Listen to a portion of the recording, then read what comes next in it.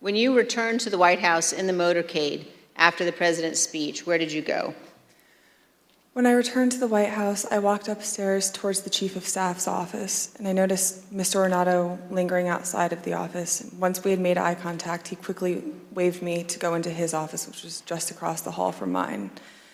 When I went in, he shut the door, and I noticed Bobby Engel, who is the head of Mr. Trump's security detail, sitting in a chair, just looking somewhat discombobulated and a little lost. I looked at Tony, and he had said, "Did you effing hear what happened in the Beast?"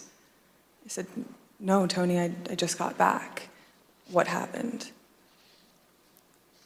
Tony proceeded to tell me that when the president got in the Beast, he was under the impression from Mr. Meadows that the off-the-record movement to the Capitol was still possible and likely to happen, but that Bobby had more information. So once the president had gotten into the vehicle with Bobby, he thought that they were going up to the Capitol, and when Bobby had relayed to him, "We're not, we don't have the assets to do it, it's not secure, we're going back to the West Wing," the president had very strong, a very angry response to that. Tony described him as being irate. The president said something to the effect of, "I'm the effing president, take me up to the Capitol now."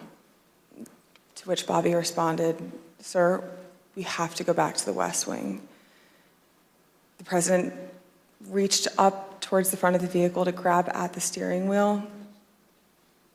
Mr. Engel grabbed his arm, said, "Sir, you need to take your hand off the steering wheel. We're going back to the West Wing. We're not going to the Capitol."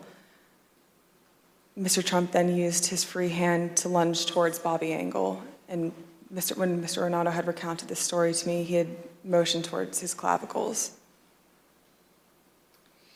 And was Mr. Engel in the room as Mr. Ornato told you this story? He was. Did Mr. Engel correct or disagree with any part of the story from Mr. Ornato? Mr. Engel did not correct or disagree with any part of the story. Did Mr. Engel or Mr. Ornato ever after that tell you that what Mr. Ornato had just said was untrue? Neither Mr. Ornato nor Mr. Engel told me ever that it was untrue.